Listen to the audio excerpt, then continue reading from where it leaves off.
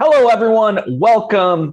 It is Marisa Serafini and I back talking about books. In this particular instance, The Invisible Woman by Erika Robuck. And we've got a lot to discuss with this book, so much to talk about. And as kind of a tease as well, as of right now, all systems go to have an interview with Marisa and I and the author herself in the very near future. So fingers crossed that nothing prevents that from happening.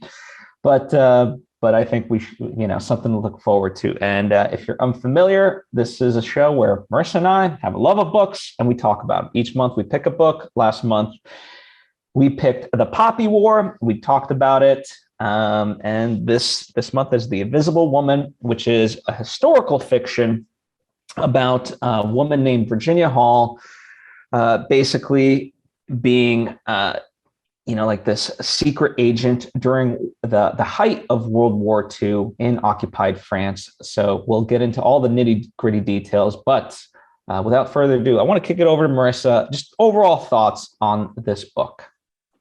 Yeah, I was really excited to read this book. I've always had a fascination with World War II stories, both the Pacific and the European sides of it, because there's obviously so many thousands and thousands of stories that are still aren't told. They're all untold. So when I saw this book at Barnes and Nobles, I was captivated by, they always say don't judge a book by its cover, but I totally did, because I was like, and woman in World War II, you got me.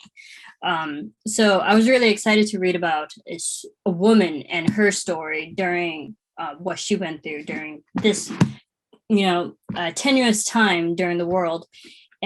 And it was fascinating. So, reading it and just seeing the courage of this woman throughout all these years and everything she had to go through, it was really fascinating, very inspiring. And it really tells, the strength of women, what they do during, adversity and times of trouble, and like how they overcome. And I really enjoyed that. Yeah, and to your point, it's not just her, right? There's a lot of other strong women as well that help out Virginia throughout. And I enjoyed it because it's a different side of just World War II in general that we're not exposed to, right?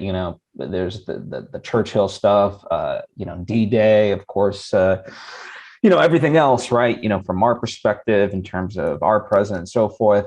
But you forget that there's, and of course, a lot of the focus gets on the soldiers, but this is, the unsung heroes, if you will, right? The ones that don't get books written about them, right? And so that's what made it special for me in that way, in addition to all the things that you said. So, I appreciated it. I had no idea what I was getting into in terms of what it would be, but I'm glad we did. It's our second war type book, but very different from the first, certainly.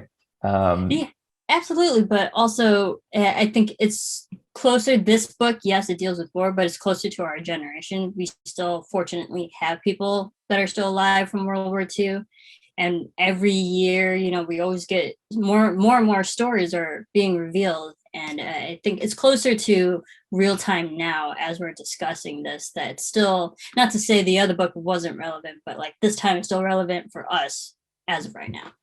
Yeah, I mean, the other book was a true fiction, right? Even though it was based off. Anyway, we won't get into the weeds of that. But yeah, certainly.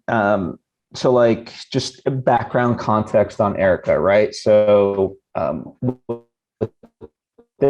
she became a best-selling author, but before that, she has this interest and fascination with women, right? But before that, it wasn't, in the war setting. It was the titles are Hemingway's Girl, Call Me Zelda, which of course references Fitzgerald and the Fitzgeralds, the House of Hawthorne, and so forth, right? And now she's kind of, so they were literary figures, now wartime figures, literally just last month, she came out with Sisters of Night and Fog, which is about two women in two countries with nothing in common but courage. So it, also set in World War II. So you can kind of see a pattern in there in that sense, but it's fascinating, right? And I appreciate it. And obviously, she's done a tremendous amount of research for this, even though she never got to actually visit France, but she has kids. She did do a lot of YouTube videos and Google mapping, which as someone who's done that for other projects, yeah,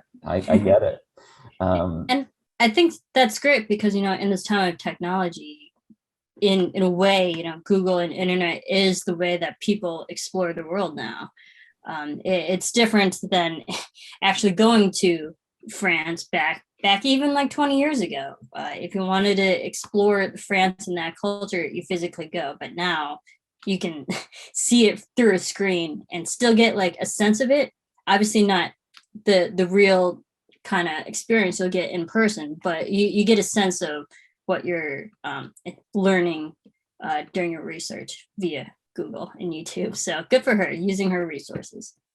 Yeah, and it's also fascinating too. One of the things I thought about, like, even if she got to go to France, to those places, obviously they're very different, right? And the novel certainly addresses that because it begins with like a prologue in Paris, and then when she later on in the novel visits Paris again, she compares and contrasts the similarities and the differences, right? So things are always changing for a multitude of reasons, right? So certainly that's one of the things in the book that it touches upon. Absolutely. And I loved the structure of the book because it goes, I'm a big fan of nonlinear storytelling. And when we see her flashbacks of who she was like before she got involved in the war, and then like her early days of what happened to her injury, we'll get more into it. But you can see like the type of person she was before, then going through PTSD, and now who she is now when you were thrown in the middle of in Maison Sin, in the middle of the storyline at the beginning of the book. It's like you can see the different types of persons she was just over the span of 10 years. So yeah. War does a lot to a person for sure. Yeah, I mean, even though we saw that snippet of the 10 years, even if you just track the story of like her going back that second time, like that was a lot to process just in that time frame of months, really. Especially since one of the core components was the average expectancy of an agent in the field was 6 weeks. 6 weeks. Yeah. I'm like, and that, I think that says a lot about this woman, like the bravery that she knew what she was getting herself into. I mean, even I'd hate to say, because I'm not in any military branch, but like those who sign up for war know what they're getting into. And you kind of have that mentality of, hey, I might actually live longer than 6 weeks. So to have a definitive timeline of like, this is what I have to do within the 6 week period, I think that says a lot. And her bravery and courage of every time she kept signing up for another mission, she was like just adding 6 more weeks to her life. Yeah, and what's interesting, so it is fascinating because that became the crux of really what the book is about. When Eric, like, there's apparently multiple drafts, like not just like a couple of paragraphs or whatever, like literally like unpublished manuscripts of her first mission and so forth. And like Erica really struggled with what's the story, and eventually became of why would Virginia go back to occupied France knowing there was a price on her head, right? And that's really what this book answers, and what you're alluding to. And the tricky part is that Virginia, she died in 1982, so obviously she couldn't be interviewed specifically for this book, and she was a very private person in general. Rightfully so. Yes. So it was actually the niece that kind of really brought Virginia to life in that way. And ironically, the description used was Virginia was intimidating and scary smart, but not very likable. So the biggest challenge for Erica was to make Virginia likable as a protagonist, because not many people, she rubbed people the wrong way, for better or worse. Well, I mean, I think you could probably say that. I mean, we haven't met her in person, but you have to remember the times and the environment she was in. She didn't trust people, and sometimes it seems like she didn't trust herself. So I think she had to have that, she had to put up those barriers more so for protection, self-protection and self-preservation.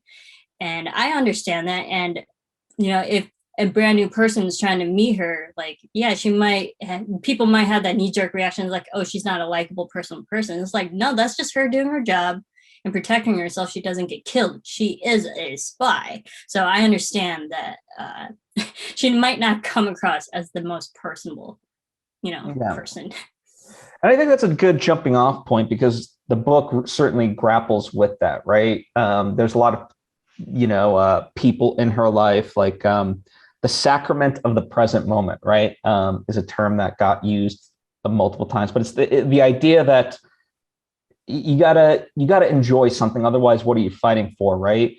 And I don't have like a statistical comparison of how many times, letting her guard down led to good things versus how many times it led to like the Three Musketeers, let's say, as she called them, right? So it's an interesting fact of like, who's right, who's wrong in that situation. So I just want to get your thoughts on that, because yeah, you're right. Like she's not trusting of people, but it's for a reason, because she's seen the consequences, but she's also seen sort of the good side a little bit as well. So it's a nuanced thing.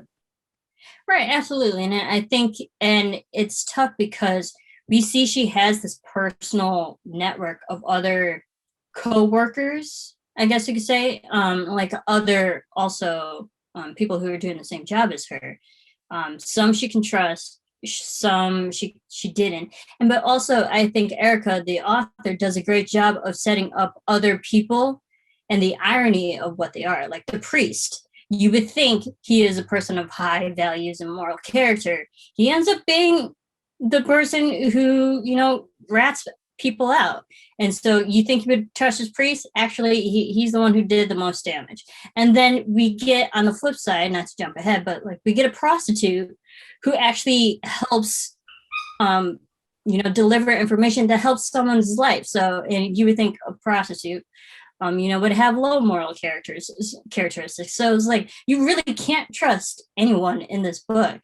And I think that goes along with her network, because we see the progression of the people that she worked with, giving her different names. And throughout all the years, like finally near the end of the book, she's slowly letting her guard down. She's slowly trusting people. She's seeing the happiness come back to the country, that she does get eventually to the point where she feels comfortable enough to reveal her true character. And I liked seeing that progression of who she trusts, who she didn't, and her journey along. Yeah, and certainly, I mean, if there's anything that you kind of have to judge any person on, it's their courage in this, but obviously, how do you measure that, right? And what I did appreciate is they were kind of untrustworthy to a degree of her, because here she comes and it's like, okay, we're going to give you guys supplies and we're going to fight back, and D-Day's coming, and obviously from there, like, we have a different context, like we have the dramatic irony of knowing when D-Day is, but them as people within that time, obviously, they've been promised all this stuff, and when it's like false hope after false hope, you're like, yeah, okay, we've heard this story, like, yeah, you're going to drop crap and then whatever. And yeah, D-Day's coming up, the infamous D-Day. And it just right. We're going to eventually have reinforcements, but when is it? And I think it's tough for us, both of us, and most people who are watching and reading, the media of D-Day. So we've been exposed to different variations and different mediums of how D-Day went down. I mean, we had Saving Private Ryan, we had Band of Brothers. We've had this visual over dramatic representation of what that was, and like how courageous and amazing that historical day was for us. But we don't really think of the days leading up to it, because we always see the day of, but not the stressful days of people wondering when it actually comes. And I like how this book was like, oh, it's pushed a few more days because of weather. Oh, it's pushed a few more days because this person wasn't there, or like we didn't have these supplies. And we don't think about like, oh, D-Day could have been so much sooner, had there not been other external factors that we didn't factor in. I think that's fascinating. That kind of opened my eyes a little bit. Yeah, I mean, in a way, it reminded me of Imitation Game, and without spoiling much, it's basically they're trying to crack the code of the Nazis, right? Communication, and so that way they can make decisions. And when they do, they have to make a harsh reality, because if they all of a sudden counteract, based on the intel that they have, they might give themselves away. And so they have to be strategic, right? And, in a fascinating way, I almost equate it to now, kind of like with Ukraine, there's so many, obviously it's horrific what's going on and you want to help in that way, but there does, in a weird way, it's weird because there's this like academic, tactile thinking of, okay, you have to have these players of going about it the best way. You can't just like gun rush it, right? And so in a way, it's not that history is literally repeating itself, but you take those lessons in that weird way. And it's just, I don't know, at the very least, like this book helped me process some of the moments we're going through today, oddly enough. Yeah, and you have to applaud those back in World War II, because we didn't have the technology that we do have today. They were going basically literally off of their own intellect and street smarts and book smarts. Imitation game. Like, a man literally set up a system to break a code with the Enigma. Like, we had this one.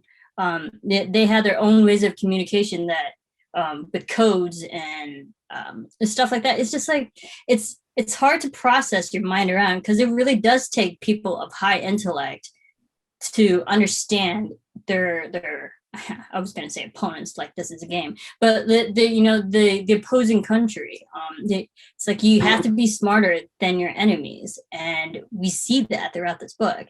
All these times that they're thinking ahead, or like already anticipating their next move, and I enjoyed that.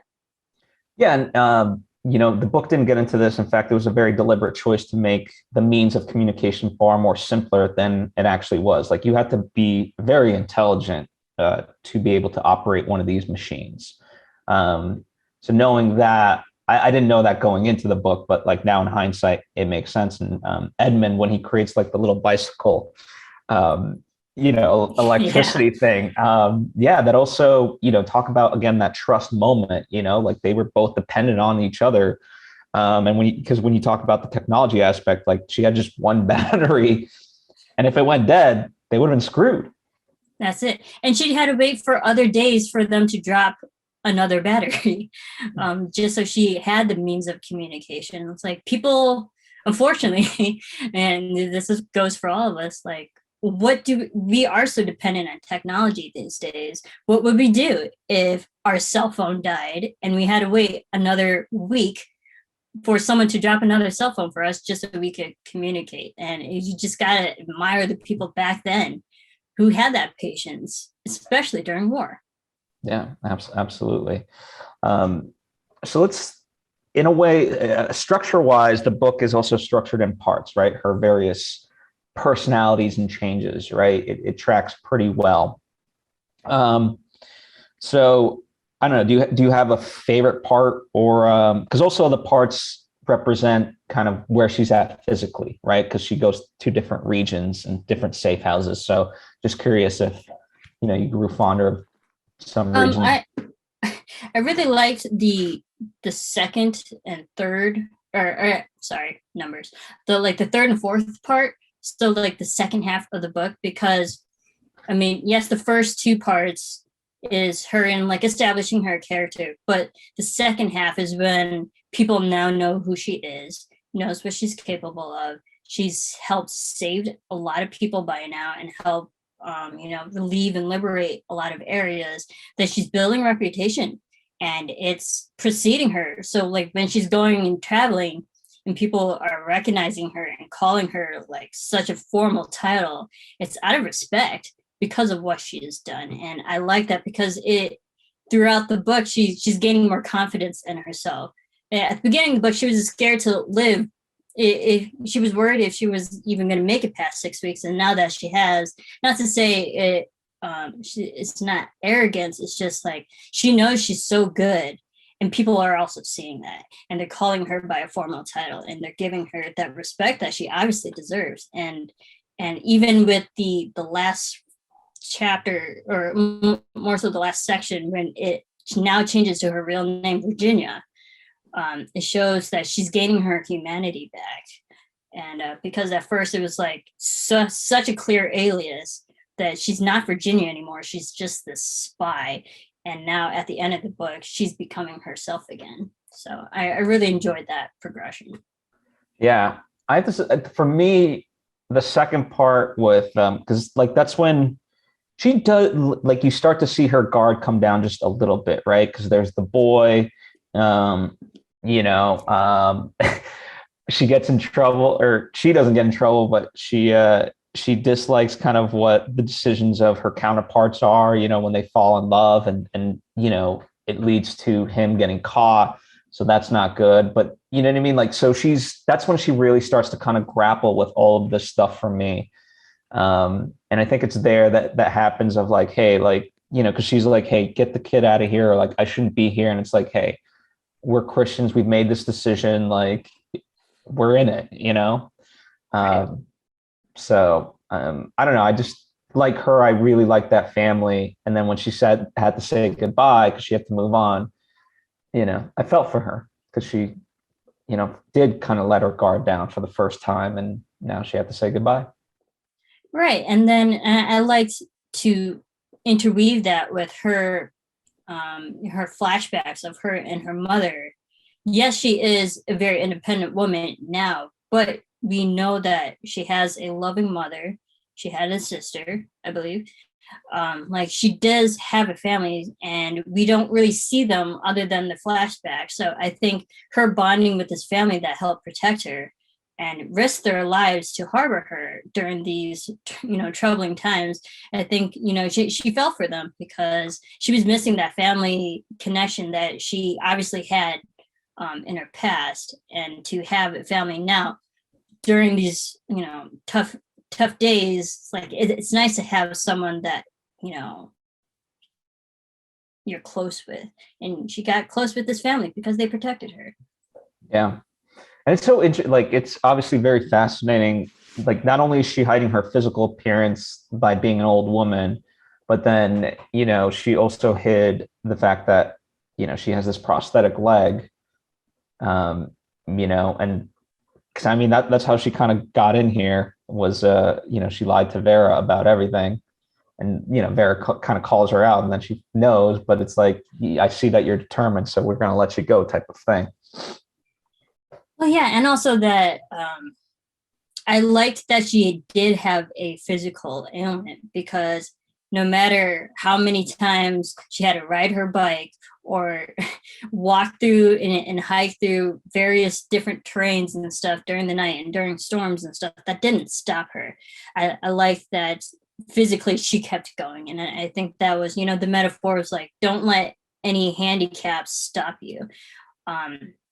So that, like, again, was very character building too, but also I think that, you know, her flashback of how it even happened was like, it shouldn't have happened. It was literally an honest mistake.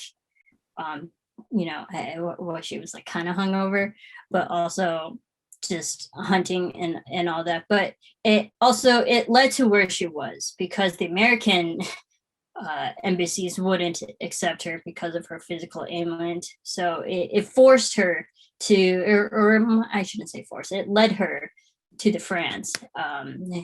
And I enjoy that, because people say that, you know, it could be like a blessing in disguise, because who knew what she would be like if America accepted her, ironically. And like, look where she is now. Yeah, I mean, to me, I read it as like there was this cockiness, right, in that moment, before she lost her leg. You know, she had that kind of innocence and to life and carefree attitude of like everything's going to be fun, right? Certainly the prologue kind of showcases that, and then, you know, she loses her leg, and then you know, here's World War II. You know, that'll really mature you, right, in ways that you don't even, and certainly that's brought up in other ways when she's looking at you know, her soldiers essentially, and they're like barely 18 years old, right? And yet here they are, they have to, and they have no choice but to be men, you know, essentially. And same thing for the women. I mean, even the 10-year-old boy, like, yeah, he was a boy, but like, he really had to act in a very mature, old spirit sort of way. Yeah, war changes people no matter what age you are. It forces people to grow up faster than they should. And we've seen it in other war times as well. So I think that's very relevant to show that no matter what age you are, it really does change a person. I also loved that, going back to her injury, that she named her prosthetic. And I think it kind of shows that because she didn't have, like, quote unquote friends, that she always had Cuthbert with her, and that was something that she could always rely on. And it kind of gave her a little bit of more humanity, naming an inanimate object, also something. It's like how we, and I'm definitely guilty of it, when we, like, name our cars or name something, it kind of makes it feel better when it, like, fails on you. Like, I named my car Nacho. This. But so, like, when your car stalls on you, be like, come on, Nacho, let's go. I need you to work today. So it kind of, like, adds a level of playfulness to allow,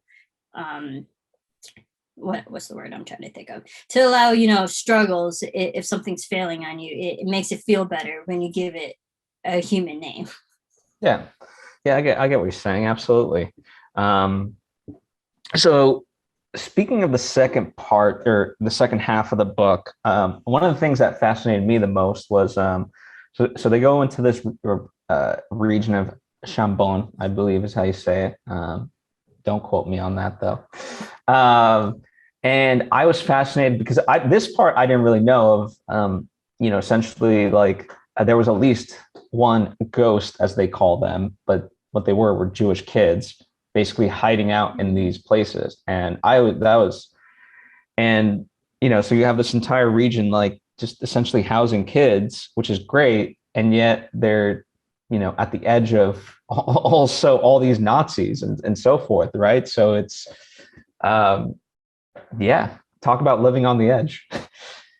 Right. And it's also scary too, because not only does she have to worry about just French or German militia coming after her, now she has to worry about kids, and should she trust them? Can they also kill her in the middle of the night? It's like, again, no age. You can't trust anybody, no matter what their age is. And it's scary to see also how much this war affected children.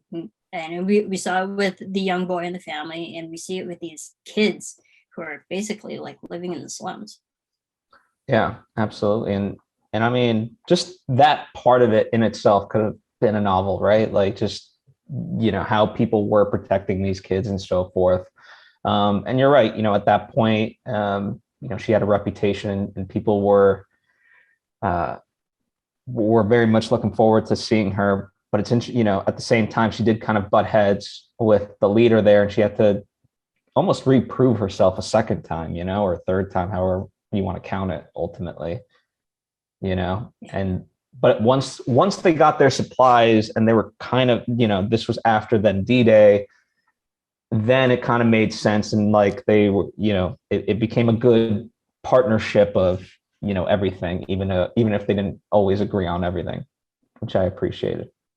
Right, absolutely. But it also shows the perseverance that she's had to prove that she's a good person. She knows what her job is, but also she has to prove to everybody else, like, no, I'm not after you. I'm just trying to get through the war, trying to live another day.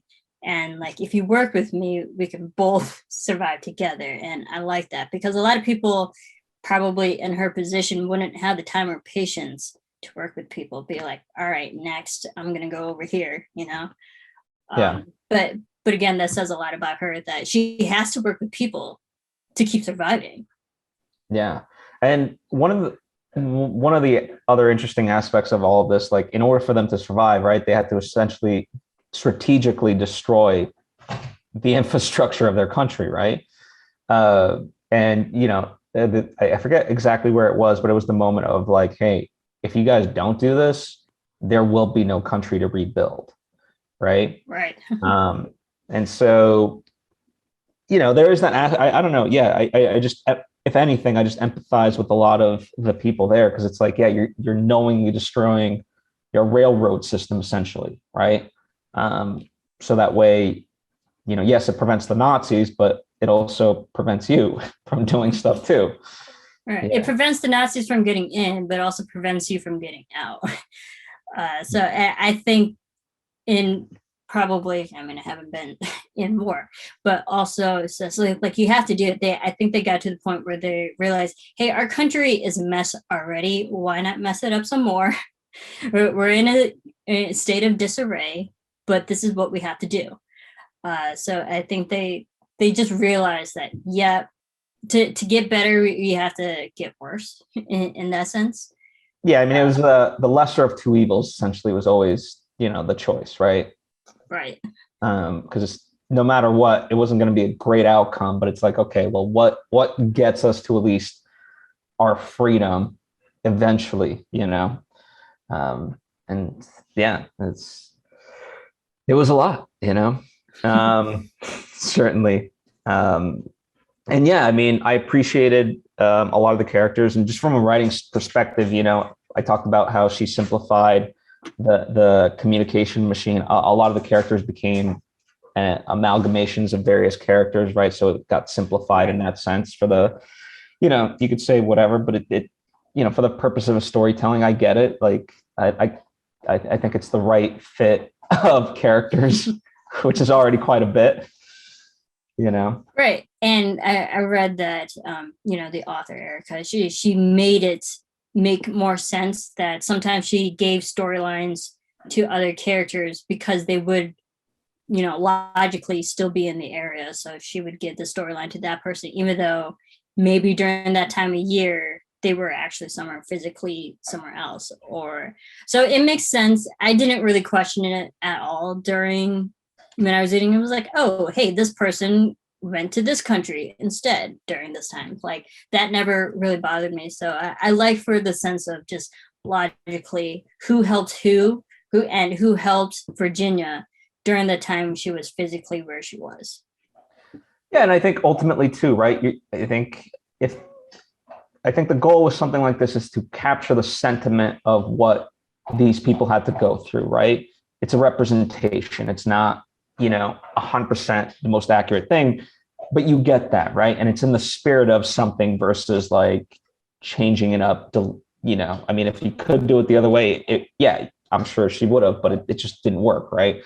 So I understand the need for those changes, and ultimately, I think it gets the message across of who these people were and the heroism that it took, and they made good choices and bad choices like any human being.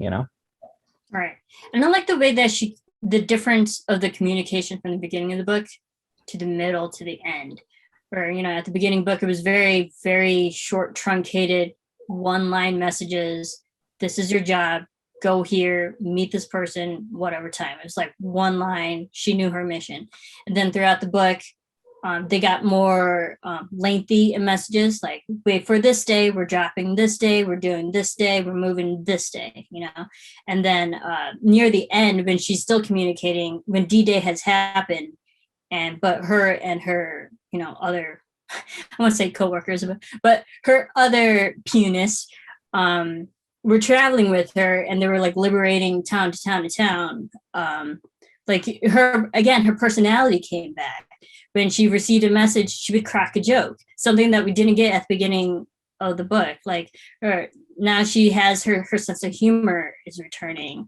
Now she's asking for wine and cheese, I think, or she's like, I want this and I want a rugged man. So like her humor and personality is coming back, and I like that because the communications, yes, they were still serious and they still had a purpose, but they also seemed lighter as the war was nearing the end. Yeah, which is I think that's good, because also too, certainly there was a grappling of what is humane, what is evil, right? And there were portions you could have seen it slip perhaps in different circumstances where essentially the revenge of the French could have been just as horrific as what the Nazis did, right? And that was a big sort of component towards the end that they were all grappling with, is like, yes, the Nazis did these unspeakable, inhumane things, but we essentially cannot become them. And there were moments where, like, certain people wanted to, but ultimately, at least the collective held back from that aspect, right? So I appreciated that was added into the novel as well. Yeah, absolutely. Let's talk about the ending of the book, because it's, I mean, for more or less pretty realistic. Like, she actually did meet Paul, and she did marry Paul. So it was you could say like, oh, what a sappy note to end on, but it's like, it's true. No, and like I wouldn't even say sappy, but like, being the woman, of course, I'm always into a romantic love story, and I'm glad that, honestly, it did feel a little rushed at the end, because it, like, their friendship romance develops within, like, I don't know, 2-3 chapters, and it kind of like, oh, it came out of nowhere. I have feelings for you, you have feelings for me, tell me your name. Because we didn't get that at the beginning of the book. But I like that, because after everything that this poor woman has gone through, I wanted a happy ending for her. And the fact that she finally got to the point where she started trusting, she's trusted someone enough to tell her, to tell him her real name. I like that, because she needed someone. Those were lonely times for her, and she found a man to help make her happy. I enjoyed it. Did you think she was going to end up with somebody else? Because there were potential other suitors, if you will. And I don't know. I was kind of rooting for I forget his name, but like, a little bit earlier on, I was like, okay, I could see you two ending up. Not really, because it was always like, we had hints throughout, or like nuggets throughout the book, saying like, she didn't have time to think about other people. And there was even a line where her cycle, her period cycle, her menstrual cycle, didn't hit her because she was so stressed. Like, I understand. But so, like, she didn't even have time to be a real woman. Physically, it was affecting her. And so the fact that, like, even near the end of the book, her feminism and her womanhood was starting to come back, to the point that she was allowing love back into her life. I like the representation of that. Yeah, I mean, quite literally, she regained her youth, because, I mean, I don't know how old she was supposed to be as an old woman, but, she was 38. And then when she takes it off, and everyone's like, oh, wow, you're beautiful. you're a lot younger than we thought. Yeah. And even Paul was younger than she was. What was he, like 23, 24? Yeah, I think it was like 8 or 9 years younger than what she was at the end of it. He was 30 and she was 38. Gotcha. So okay. Again, love comes in many ways and at all different ages. But yeah. And like we said earlier, like, war matures people faster. And even though he's a 30-year-old man, he's seen some stuff, and he's probably a lot mature emotionally than what most men at 30 would be today. Yeah. And apparently in real life, he was a good counterpart to her, like, sensibility of just the stoic nature. He brought out, as in the book, like, kind of her humanity, which is fun, Right. And I liked how she finally had someone to joke along with, because he kept, joking with her, tell me your name. I only dance with people who I know their names, like he was playing along with her in that sense. And he had the patience to finally let her guard down after, who knows, actually, in the book. I mean, yes, it seemed a little rushed, but throughout the times and throughout the years and months that they knew each other, he had the patience to finally learn who she really was. Yeah, absolutely. Did you read the not the afterword, but essentially where all the people sort of ended up at? Yes, I did. What did you think of it? Because it's obviously, this is where like the truth comes in. And so in that sense, it's a mixed bag, right? You're happy for some people, but then others suffered terrible fates, and you're like, oh damn. Right. And I mean, it makes you appreciate everybody who she worked with and everybody and what they did. Even like you and I were in production. It's like when you become part of the same production or project, you bond in a certain way. But then once it's over, you all disperse and we all go about our individual lives. And then it takes a while to remember, oh, this person went here and this happened to them, So I felt like that's what happened to her network. Like they all worked together during that time of war, but then when it ended, they all went on their own separate missions in their own separate lives. So, but I appreciate everyone she went through, or like everyone she worked with and what they went through, because they went through some ish. Yeah, I mean, reading like how bodies were burned and all that. So yeah, I mean, the bond that you're talking, like, this is the worst sort of comparison that way, but like it's the closest I can come to like you're saying production. I can think of like summer camp, right? Like there's just it's this heightened intensity where you're just doing something with these people, and those are the only people that you interact with, and it's like intense for like this short amount of time, and then it's over. And obviously, like I wish it was more for like summer camp that people experience this versus a war, but like that's the only analogy that I can draw to it. And yeah, like it's in a weird way very sad. Like it's now over in a sense, like you'll never see most of those people. So yeah, and it's very just true to life that how there are pockets of time where people come together for the same purpose, and like our roads cross at intersections, but then eventually, just like roads do, they split up and separate. And during the World War II, during like these 8 years that she was there, that like all these people, they all crossed paths. Yeah, absolutely. Well, any sort of final thoughts before we wrap on out? I'll say one more thing before I kick it fully over to Vera, the manager, or I forget her exact title, but Moneypenny was modeled after her in James Bond. Fun little fact. Yeah, yeah, and I loved how that Erika did drop like timely references of what happened. Like, oh, it looks like, what was it, Cary Grant, James Dean, those actors that were like big in the 40s. Definitely Cary Grant. I mean, I don't think Cary Grant. I don't think maybe not James Dean. James Dean's was later. But yeah, she would reference like relative famous actors, and also like the symbolism that she chose. So when there was a moment where she was in school, I believe, and she was just looking at all the books. That was a nice like breathing moment for this character, like a time where she could actually take a moment.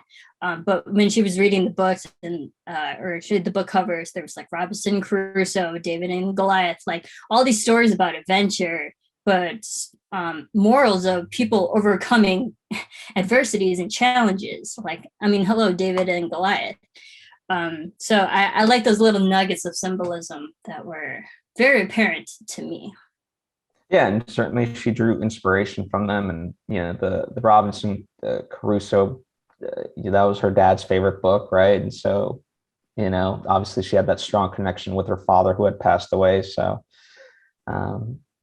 just kept going, found that strength. Yeah, absolutely. Awesome. Well, I really appreciate that this book was written, and I mean, at some point I look forward to, I definitely want to, it's on the list for me, just making sure I have the full title, Sisters of Night and Fog. That sounds fascinating as well. So at some point I look forward to picking that up, but for next month, go ahead. Oh, sorry, I was gonna say, yeah, I saw her promoting that book too, so I'm interested for sure. Yes, indeed. But for our immediate future, we'll be doing All Tomorrow's Parties by William Gibson, written, I believe, 1999. So a little bit of an older book, but highly regarded in terms of sci-fi fans. So I'm looking forward to checking it out. Yeah, Marisa, where can people interact with you? Everyone can follow me at Serafini TV. Yes, reading more books. Absolutely. I'm at Svitek, and we'll be doing this each and every month till the foreseeable future. So join us, make your suggestions, comment, read along with us, give us books that you want to see read, all that good stuff. So thank you so much. We appreciate you. I'll see you next time.